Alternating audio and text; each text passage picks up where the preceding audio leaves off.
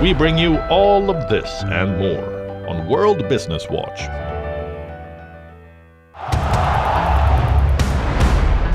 Everyone loves a contest.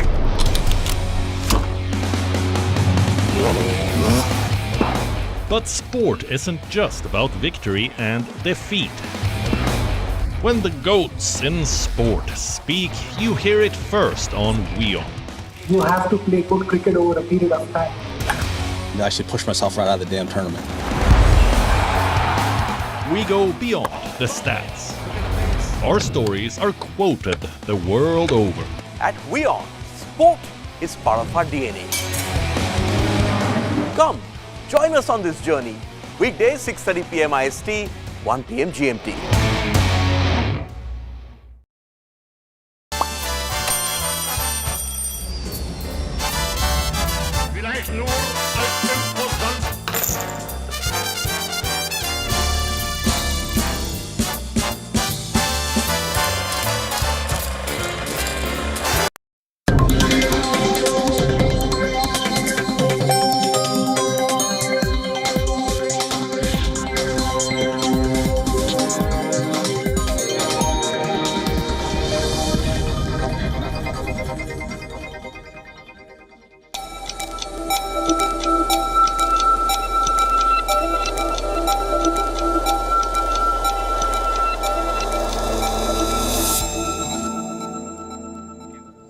Hello and a very warm welcome. You're watching Gravitas with me, Molly Gambhir. Let's get started.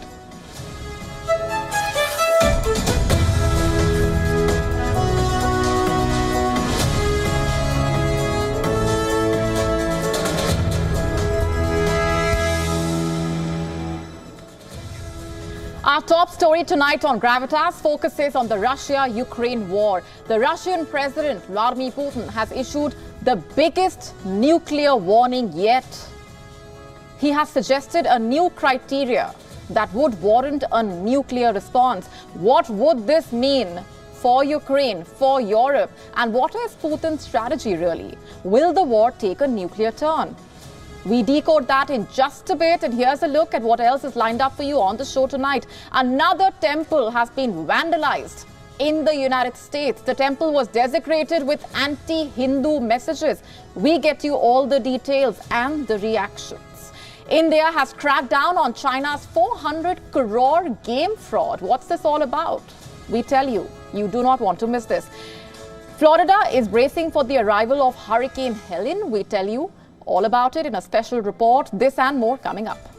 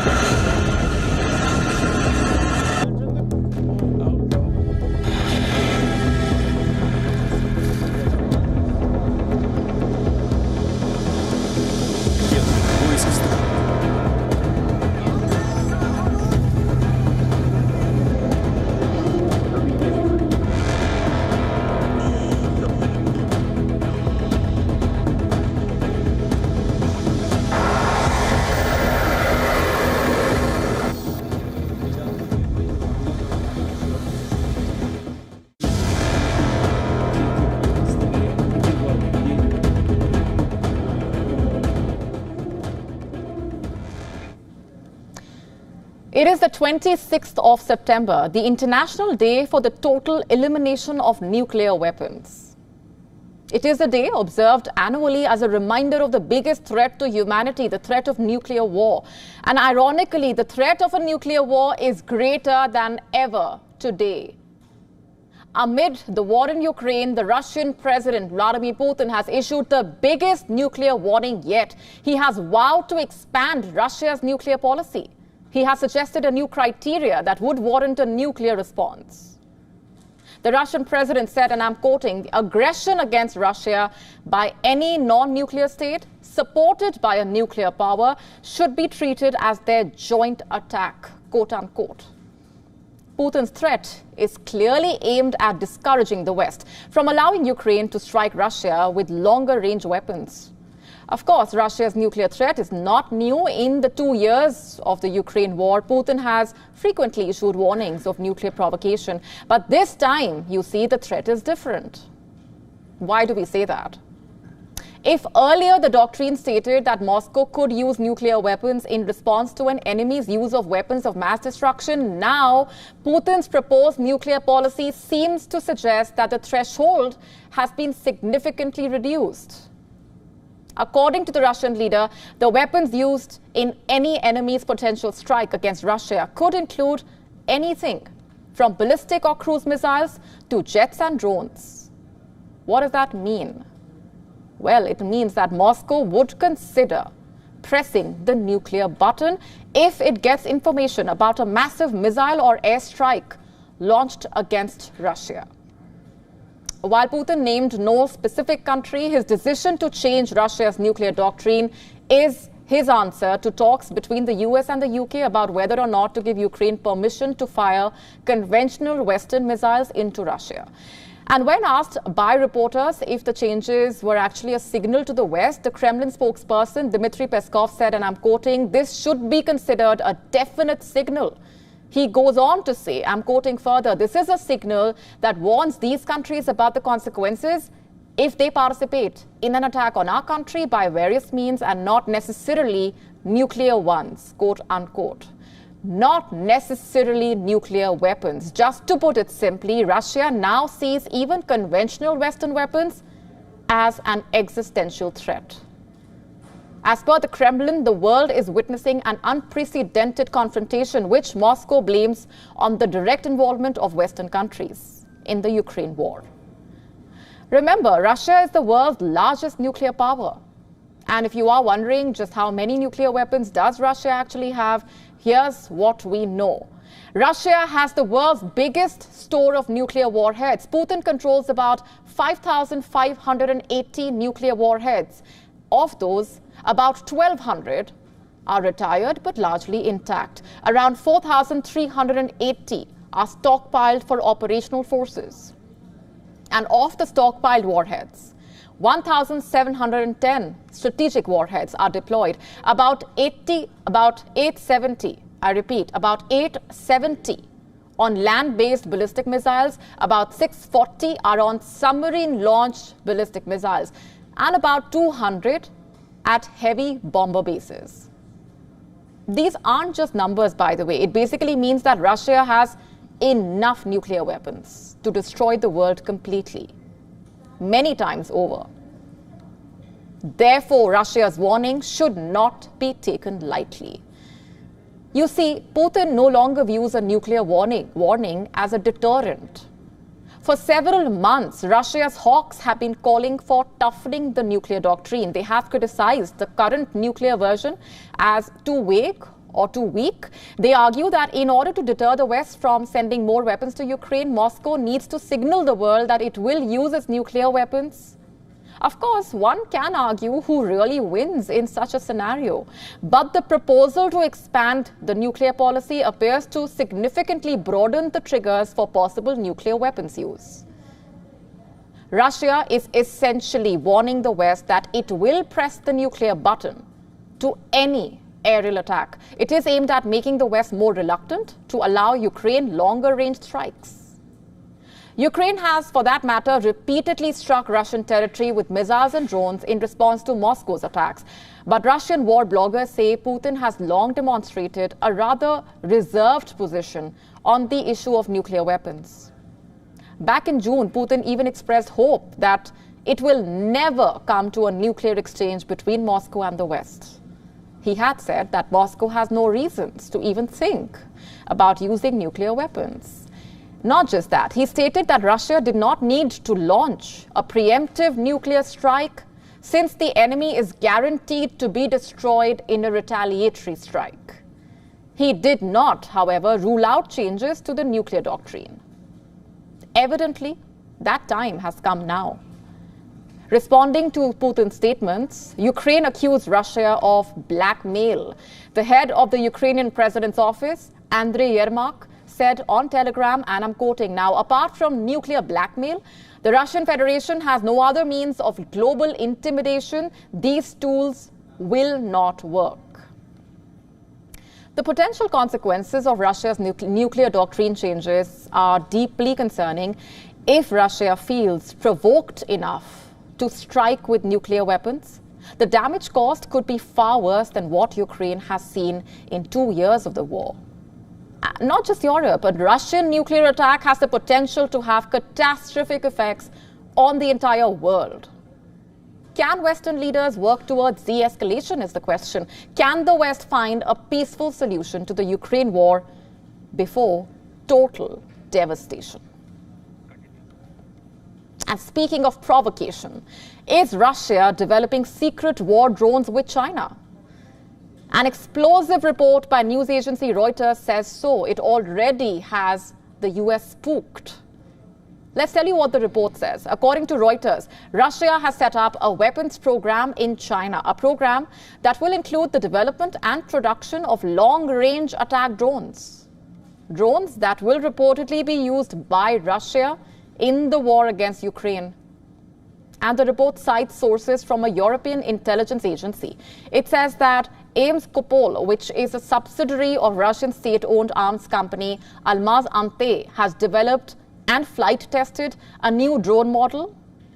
They are calling it the Garpia 3 G3. It can reportedly travel about 2,000 kilometers with a payload of 50 kgs. According to the report, the drone has been made in China with the help of local specialists. Now, this is big. If China is indeed sending UAVs to Russia, this would be a significant development. You see, for months now, Western media has reported China's transfer of dual-use goods to Russia, goods that could be used in weapon systems. But what we have not seen is the transfer of whole weapon systems from China to Russia. It's because if China is playing host to the production of Russian military drones amid the Ukraine war, it would open itself up to international sanctions, sanctions that have been imposed by the West to restrict Russia's war machinery. The details are scarce, but the White House National Security Council has said that it was deeply concerned. This appears to be an instance of a Chinese company providing lethal assistance to a US-sanctioned Russian firm. According to the report, the White House has not seen anything to suggest the Chinese government is aware of the transactions, but Washington still puts the onus on Beijing to ensure that companies are not providing lethal aid to Russia. The British government's Foreign Office has also called on China to stop providing diplomatic and material support to Russia's war effort. The Chinese Foreign Ministry reportedly told the news agency that China's position presented a contrast with other countries. Countries with double standards on arms sales, whom China said had added fuel to the flames of the Ukrainian crisis, quote unquote.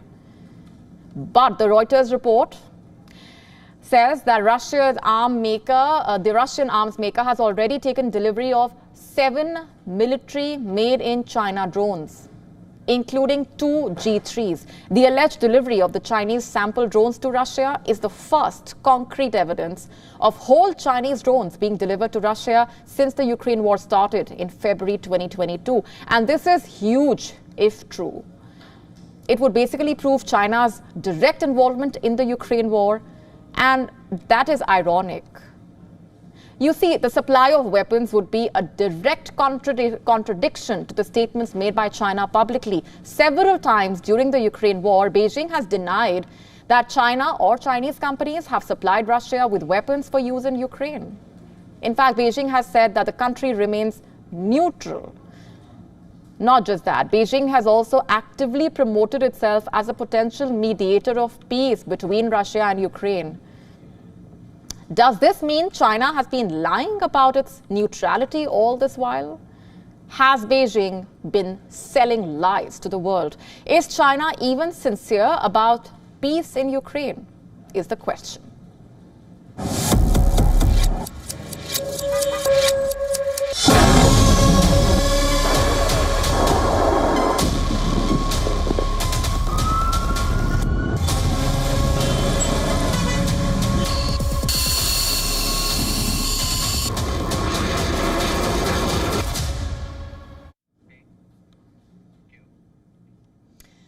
We now shift our focus to West Asia. Last week, Hassan Nasrallah, the Secretary General of Hezbollah, reportedly said that an Israeli invasion of southern Lebanon was not a threat.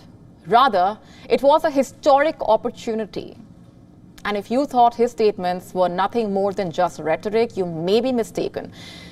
You see, ever since the tensions between Israel and Hezbollah shot up, the narrative largely has been heavy casualties and damages for Lebanon, while on the contrast, the biggest impact from a Hezbollah point of view is that its rockets reached Tel Aviv, giving the perception basically that Israel will steamroll Hezbollah while sustaining limited damages. But reports suggest that this is not that straightforward, that there is merit in Nasrallah's claim. To understand that, we have to first talk about the war that happened 18 years ago. At the time, Israel's heavily armed Merkava tanks were considered among the best in the world. Yet, in the final days of the war, a constant image that reportedly stood out was the remains of these tanks, either destroyed or on fire. Hezbollah, despite being lightly armed, had managed to hold against Israel's technological superior military and defended Lebanon without conceding any territory. And nearly 2 decades later, the scenario is completely different. Backed by Iran, Hezbollah is considered one of the most, if not the most, heavily armed non-state militia groups in the world. In its arsenal, it has weapons like precision rockets, missiles, and drones that can reportedly hit all parts of Israel. Experts claim that they have more than 150,000 rockets and missiles. Its own leaders say that the group has 100,000 fighters, that too battle-hardened, in conflicts across Syria, fighting alongside the Syrian President Bashar al-Assad's troops to eliminate the opposition as well as the Islamic State. Experts believe that Israel is unlikely to underestimate Hezbollah. While Israel may have hit Lebanese cities and villages, killing hundreds of people with drones, rockets, bombs dropped by fighter jets, experts believe Israel can only achieve limited success through aerial attacks, especially given the fact that most of Hezbollah's infrastructure is reportedly underground. And if Israel plans for any kind of ground invasion, military analysts believe Hezbollah will hold an advantage due to its mode of asymmetric warfare, where unconventional strategies and tactics come into play. Let's tell you more. As per analysts, Hezbollah's objective will likely lure IDF into parts of southern Lebanon, where they can strategically set up guerrilla warfare to strike them. And these parts will be the sloped hills and valleys of southern Lebanon, a major challenge for the so-called invader and an advantage for the so-called defender in that scenario. Like Hezbollah, that has spent the last 18 years building its ammunition and fortifying its land for such situations. In fact, experts have said that the slopes will give Hezbollah positions a clear view of the approaching army and turn them into a potential killing zone. As per experts, its fighters consist mainly of light infantry trained and set up for stealth as well as mobile operations. Not just that, they are trained in such a manner that small units can take autonomous decisions with an ability to set up a launch site, fire and disperse towards the target in as little as 28 seconds. As per reports, Hezbollah, which is renowned for its caves and hundreds of miles of tunnels, are designed in a manner that fighters hiding inside can quickly fire into the flanks or the rear of advancing forces. Experts have said that while the tunnels of Hamas in Gaza are used mainly for transporting weapons and goods to bypass Israeli blockade, Hezbollah's existence purely for military tactical reasons, and such is the extent of the size of these tunnels that vehicles and even lorries can enter them without any difficulty. Most of these tunnels are also tactically positioned near villages, enabling Hezbollah fighters to fight from inside the tunnel shafts and returning underground to quickly rearm. In fact, last month, a Hezbollah video showed the world a preview of their extensive tunnel work, where fighters could be seen driving large lorries transporting missiles through well-lit underground roads, perhaps a staunch warning to potential invaders. Now, we have spoken about the hilly and village terrain, but even in an urbanized terrain, Hezbollah, according to experts, has its own set of advantages, like taking hit-and-run attacks, where two fighters would turn up on a two-wheeler launch missile on an enemy and flee. Now, Hezbollah also reportedly has a large number of mid-range missiles, long-range missiles, ballistic missiles, drones and mines acquired from Iran. Hezbollah is equipped with rocket-propelled grenade launchers and anti-tank laser missiles. Reportedly, more than 10,000 of their missiles are long-range, precision-guided ones that can actually hit anywhere in Israel, anywhere. Just earlier this week itself, Hezbollah's missile, if you remember, managed to reach Tel Aviv, the heart of Israel. While earlier today, in a statement, Hezbollah said it had launched a barrage of missiles on Israel's Rafale military facilities north of Haifa. Now, these scenarios we mentioned are only applicable if there is a ground invasion by Israel, of course. One that now seems increasingly likely, by the way. We are not the ones saying this. Reports are indicating, as per reports, while addressing troops on the northern Israel border, the Chief of Staff, Lieutenant General Herzi Halevi, said that the latest airstrikes by Israel were carried out as a precursor for ground operations in Lebanon, and Israel does not seem to be backing down just yet. The US, the UK, the European Union, Arab countries, among others, called for a 21-day ceasefire, remember, across the Israel-Lebanon border at the UN General Assembly in New York. A proposal that was quickly rejected by Israel. There will be no ceasefire in the north. We will continue to fight with all our strength until victory and the safe return of the residents of the north to their homes. That's what Israel's foreign minister, Israel Katz, said on the platform X. Earlier, Israeli Prime Minister Benjamin Netanyahu's office reportedly issued a statement saying that he had not even responded to the truce proposal and that he has instructed the military to keep fighting. As Israel continues to press on, there are growing fears among the world leaders that West Asia is on the brink of a regional war, one echoed by US President Joe Biden, who on Wednesday reportedly warned of the possibility of an all-out war in West Asia due to the Israel-Hezbollah conflict. At this moment, the way things stand, it appears the question is no longer of whether, rather than when will Israel attack Lebanon via a ground invasion. One thing is clear, it will not be straightforward and easy, like we said. It seems Hezbollah has spent decades preparing for this moment.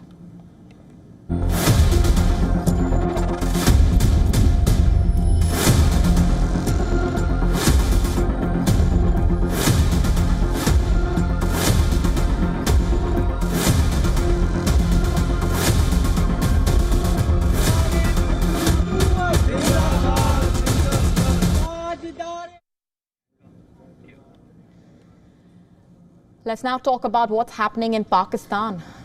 Police in the country have become radicalized after lynch mobs and fringe elements. Now, police personnel seem to be killing Pakistanis accused of blasphemy. You heard that right. Rights groups are up in arms. In a span of just 1 week, Pakistan has witnessed 2 horrific cases of extrajudicial killings. And we say extrajudicial killings because an inquiry has found that a man accused of blasphemy was killed in a fake police shootout last week. Here's what happened. Last week, a 36-year-old government doctor accused of blasphemy was killed by the police while in custody. This is after he voluntarily surrendered, following assurances that he would be given a chance to prove his innocence. Can you believe that? The police are saying he was accidentally killed in a shootout. But just a few days before the doctor was killed, a 52-year-old man in custody on suspicion of blasphemy was also shot dead inside a police station. The doctor who was killed, Shah Nawaz, was accused of, quote-unquote, desecrating the Prophet Muhammad with a post on Facebook. Fearing for his life, he went into hiding. He was even dismissed from his job after a cleric filed a police complaint against him. In fact, Islamist political parties organized violent demonstrations. They demanded his immediate arrest, despite his insistence that he had not written that post on his account, which had long been dormant. But the fanatics did not care. One cleric even publicly announced an $18,000 bounty on his head, declaring that punishment for blasphemy was beheading. His family said he voluntarily surrendered to the police in Sindh province, hoping to avoid the fate of others lynched by mobs. Yet, on the night of 18 September, initially the police claimed that he had been killed for resisting arrest. His family, of course, vehemently denied the police account. They said that he was murdered in an encounter. For the unversed, encounter refers to when officers kill a person and invent a story about having acted in self-defense during a shootout. The family saying that the police breached their trust. They say that he was killed before being brought to a court of law. The aftermath of these deaths was marked by more violence, by the way, as his family tried to bury his body on their private land after being denied burial at a graveyard. A mob armed with weapons and Molotov cocktails chased them. They seized the body and set it on fire. The incident triggered massive public outrage. As videos of the rose petal celebrations at the police station went viral, the provincial government suspended the officers involved in the shooting.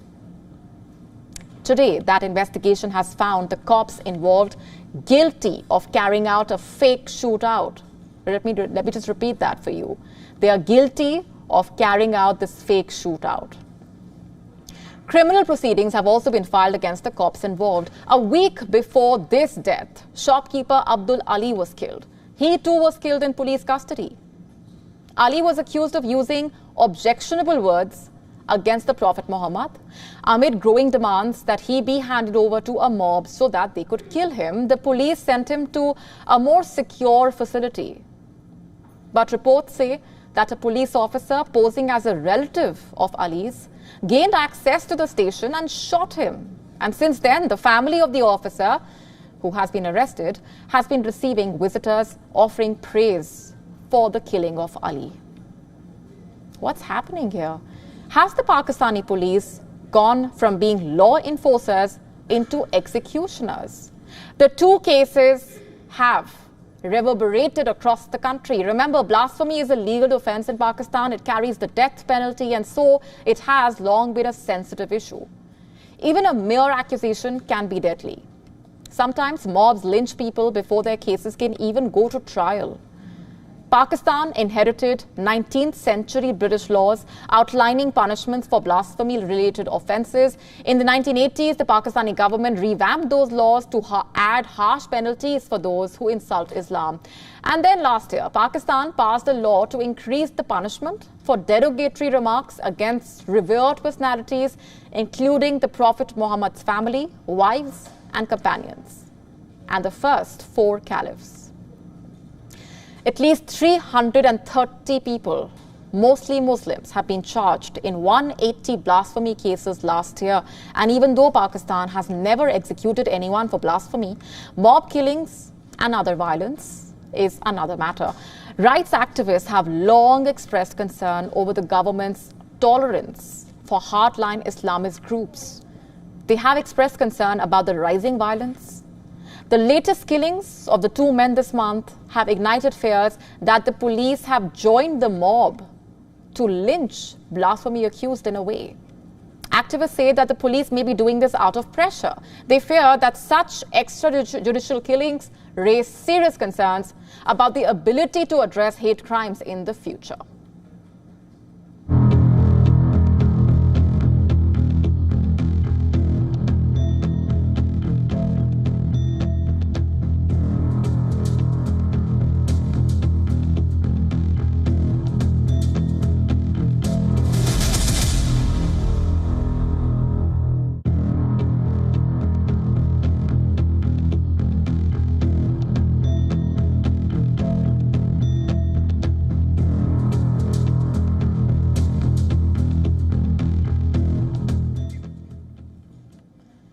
Another temple in the United States has been vandalized with anti-Hindu messages.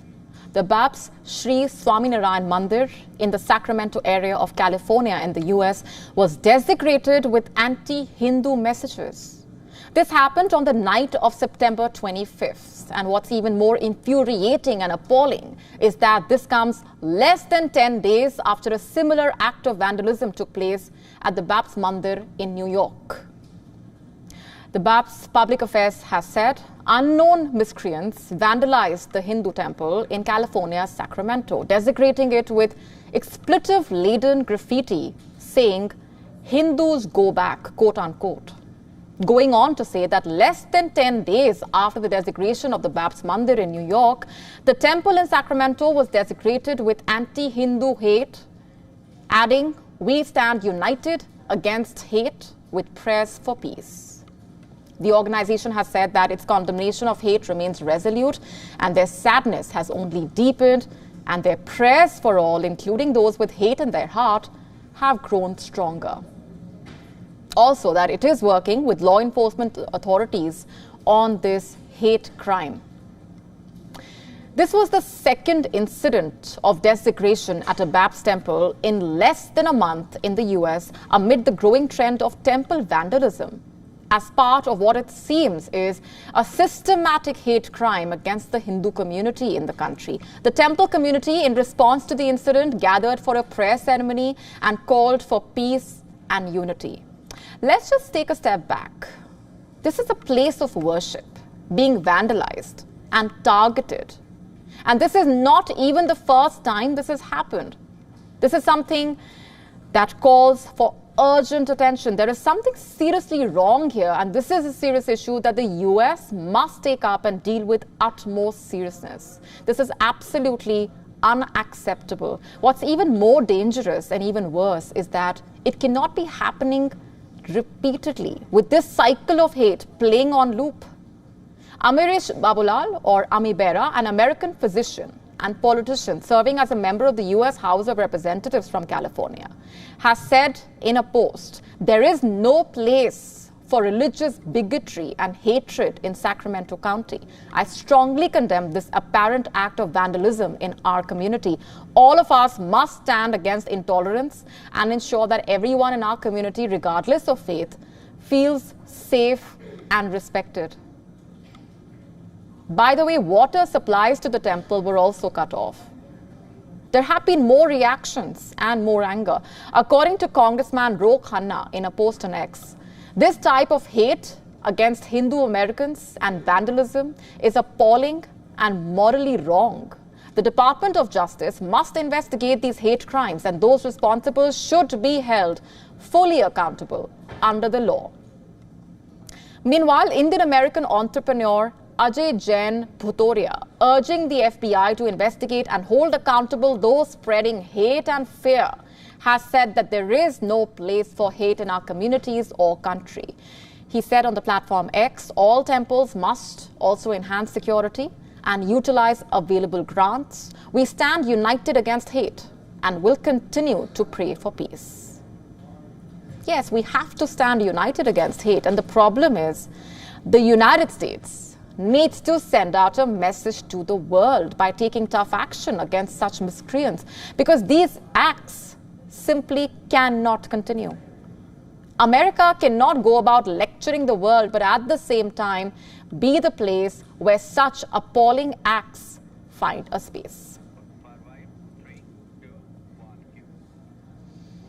In a bold move that signals a significant shift in policy, Japan has sailed a warship through the Taiwan Strait for the first time, drawing sharp criticism from China. Our next story exploring how this bold maneuver by Tokyo underscores growing tensions in the region as the US and its allies increase their military presence to challenge China's territorial claims. Japanese destroyer JS Sazaname's passage through the Taiwan Strait has sent shockwaves across the high seas. China is seeing red. The Japanese destroyer was flanked by vessels from Australia and New Zealand. The ships passing through the 180-kilometer Taiwan Strait for military exercises in the South China Sea represents a clear challenge to China's territorial claims. China's military is now on high alert. It has lodged a formal protest against Japan's actions, urging Tokyo to refrain from what it calls disrupting cross-strait stability. In a rare move, the Chinese army released footage showcasing its tracking and monitoring of foreign vessels in the strait, a clear message of its vigilance and displeasure. 中方对日方此举的政治意图高度警惕，已向日方提出了严正交涉。日方在1972年中日联合声明中就此作出过明确的承诺，即日本国政府承认中华人民共和国政府是中国的唯一合法政府。中华人民共和国政府重申，台湾是中华人民共和国领土不可分割的一部分。This development comes amid increasing military activities in the region.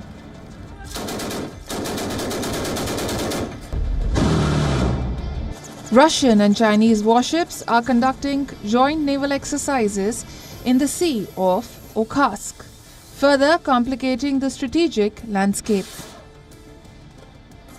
Large anti-submarine Russian destroyers, corvettes, joined Chinese destroyers and the frigates near Japan's island of Hokkaido. The two navies recently conducted one of the biggest naval exercises in 3 decades.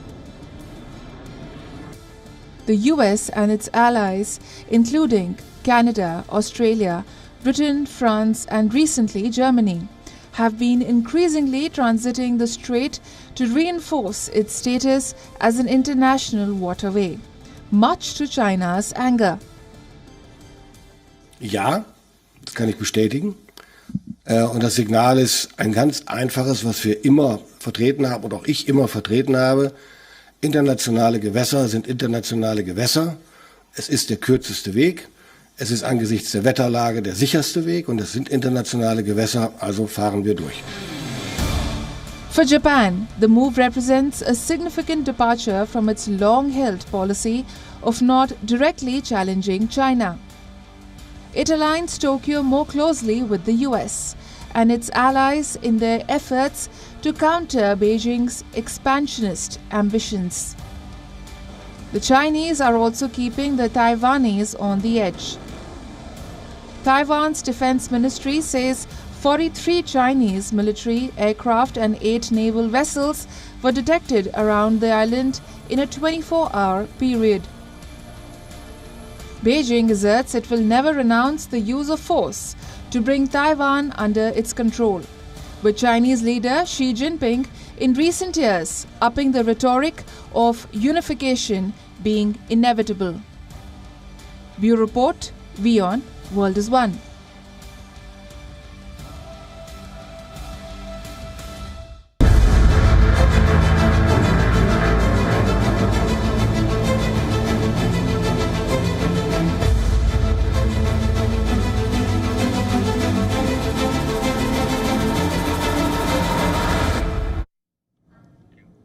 And we now turn our attention towards an online fraud case, a rupees 400 crore scam involving Chinese nationals and an Indian network.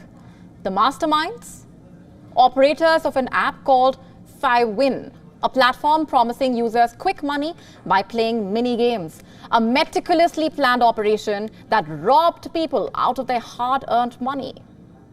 Let's just break this down for you. As per reports, the Enforcement Directorate, commonly known as ED, has been leading the investigation into this online gaming fraud.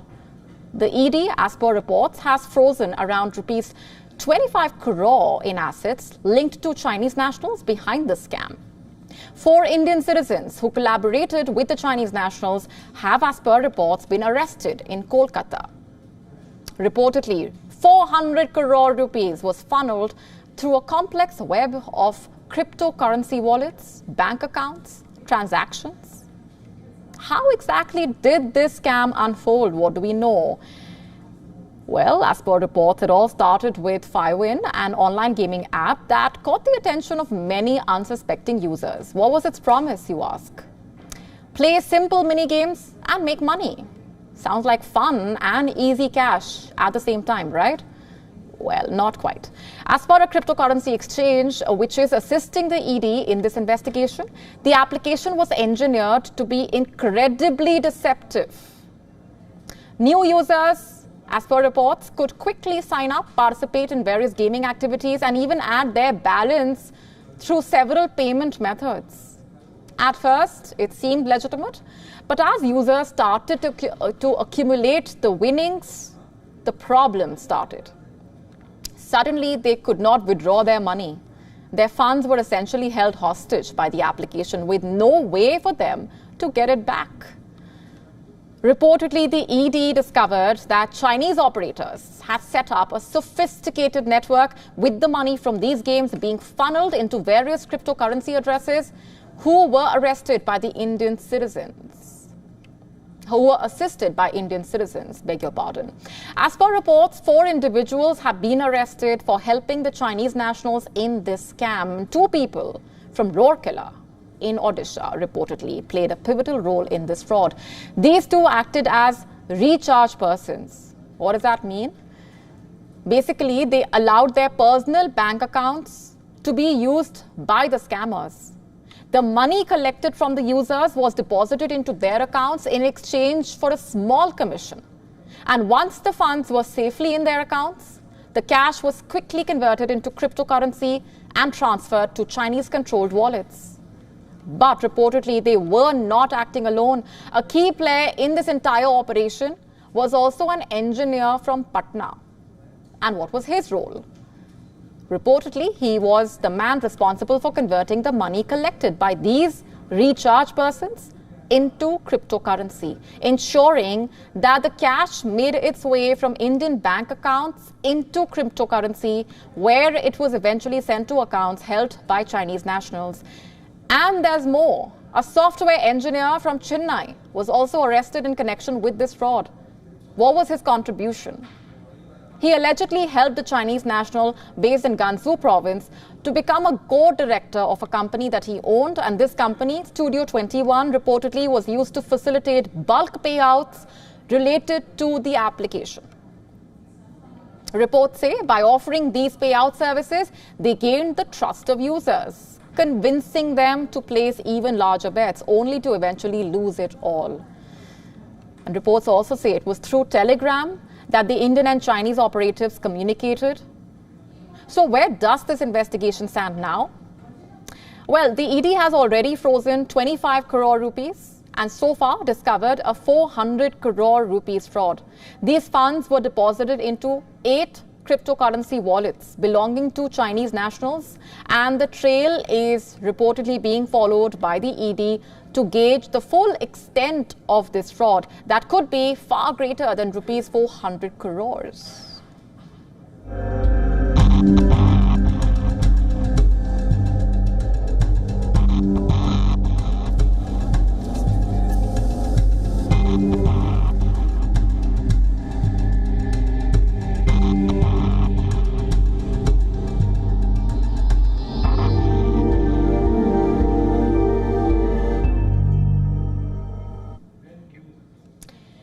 We now dive into a heartbreaking story, one that questions the very foundation of a lot of things. A Japanese man wrongfully jailed for a crime that he never committed spent nearly half a century facing a death row.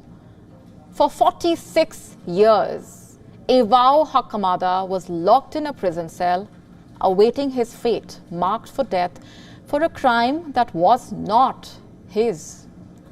Reports say in 1968, Hakamada, a professional boxer, was accused of murdering his boss, the man's wife, and their 2 teenage children. Authorities reportedly said he killed them, set their home ablaze, and stole 200,000 yen. He denied the charges at first and said that he was innocent.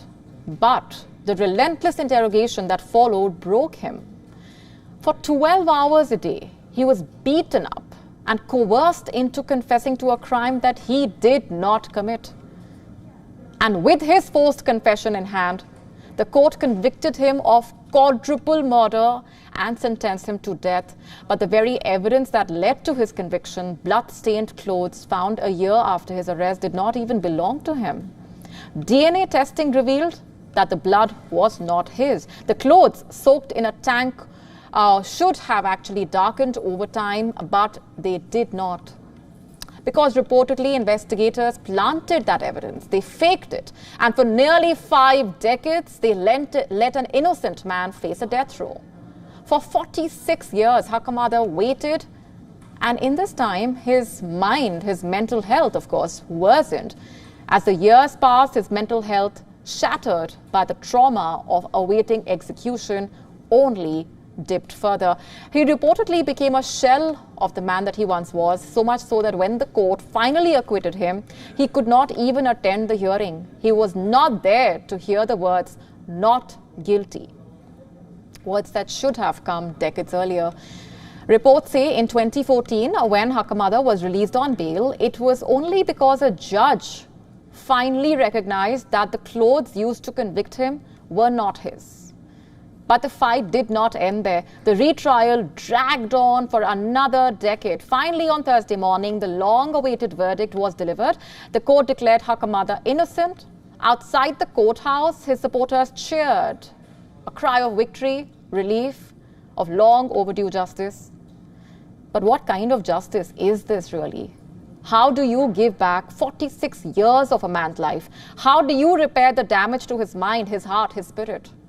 Hakamada did not get to celebrate his freedom in that courtroom.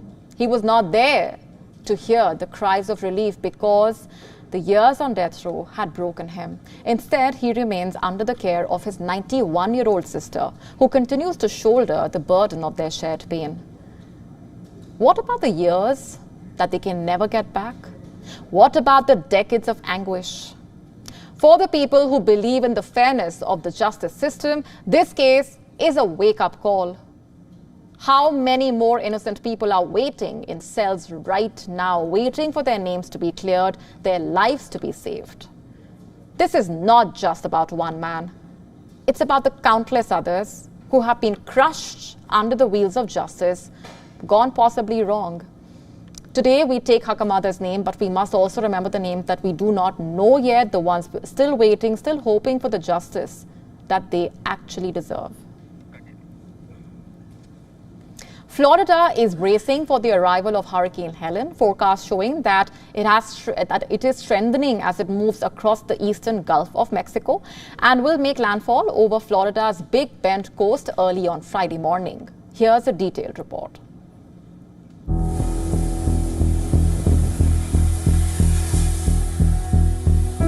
Fast-moving Hurricane Helene is advancing across the Gulf of Mexico towards Florida. Hurricane and flash flood warnings extended far beyond the coast into south and central Georgia. This is possibly the strongest hurricane to hit the United States in over a year. Helene upgraded to a Category 2 storm, and meteorologists say it could turn into a major hurricane, meaning a Category 3 or higher. The National Weather Service is warning of an unsurvivable storm surge in Appalachia Bay. Experts also warn of up to 18 inches of rain and potentially life-threatening flooding, as well as numerous landslides across the southern Appalachians. This storm was never projected to make landfall on kind of the Florida Peninsula Gulf Coast, whether you're talking about Sarasota, Tampa, some of those areas. But because it's such a big storm, it's churning a lot of water. And so you're going to see surge all up and down the west coast of Florida. The water is going to rise, and that is going to create hazards as well. Satellite imagery shows Hurricane Helene barreling towards the Florida coast. Officials have issued warnings to residents living in coastal areas. Evacuations have been ordered ahead of the catastrophic winds and a potentially deadly storm surge. A research team of National Oceanic and Atmosphere Administration flew directly into the eye of the hurricane.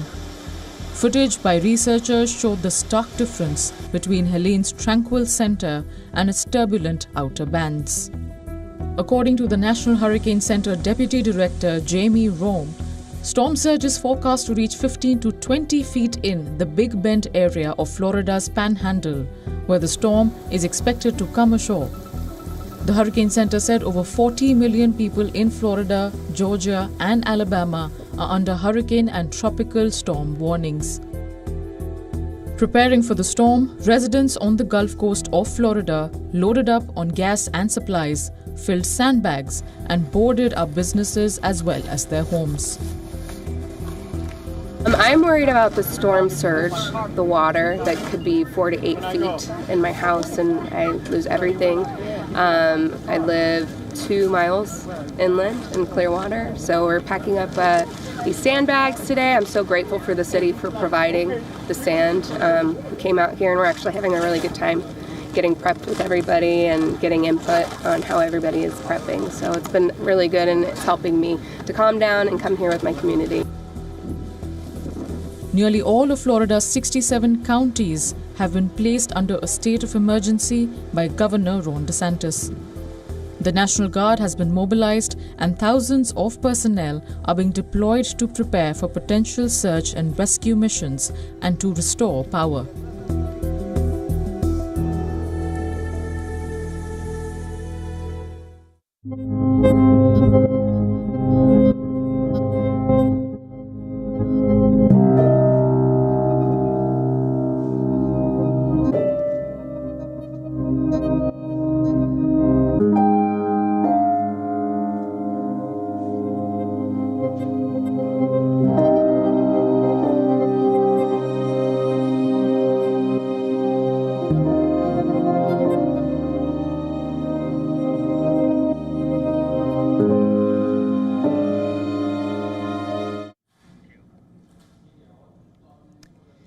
If you are a parent, I'm sure you worry if your child is glued to the screen. I'm sure you worry about the physical and mental toll that it actually takes on your child's life. Let me assure you, your concerns are absolutely valid. In fact, a new report says that children's eyesight is getting worse as a result of spending more time on screens and less time outdoors. A new global analysis suggests that 1 in 3 children are now short-sighted or unable to see things in the distance clearly. Researchers blame it on COVID-19 lockdowns. They say that the pandemic had a negative impact on children's eyesight as children spent more time on screens. Short-sightedness or myopia is now a growing global health concern. They say that it will affect millions of more children by 2050. And what's worrying is that the highest rates are in Asia. 85% of children in Japan, 73% in South Korea are short-sighted. More than 40% children are short-sighted in China and Russia. Paraguay and Uganda at about 1% had some of the lowest levels of myopia.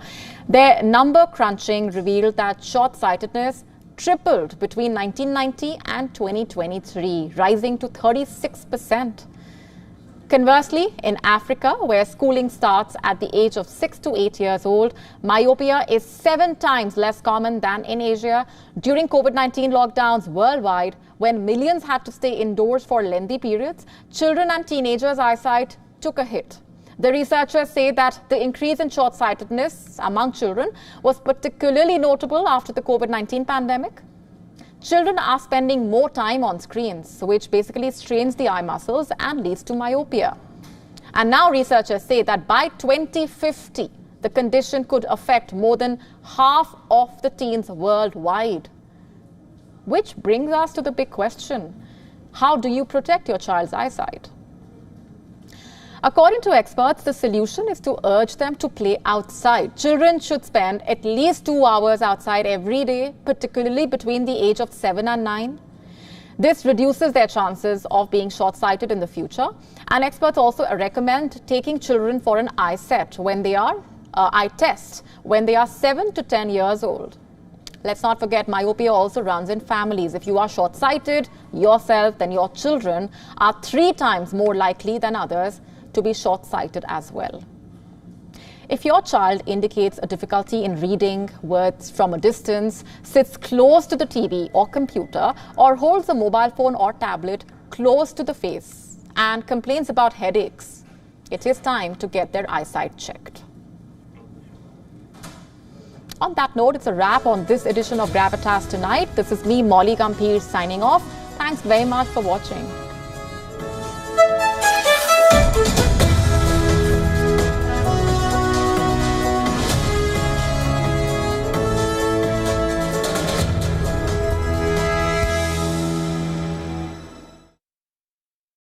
India's Global Voice, the channel that brings you the biggest stories from across the world through India's lens. Now available in more than 190 countries worldwide. Because we believe that the world is one. Watch us in Africa, Europe, USA and Canada, South America, Asia Pacific, Middle East and North African regions. Also available on these digital platforms across the world. WION. World is one. To bring the benefits of the Subhash Chandra Show to your educational institution, teachers and students, send an invitation to Juhi Jha at juhi@such.org.in.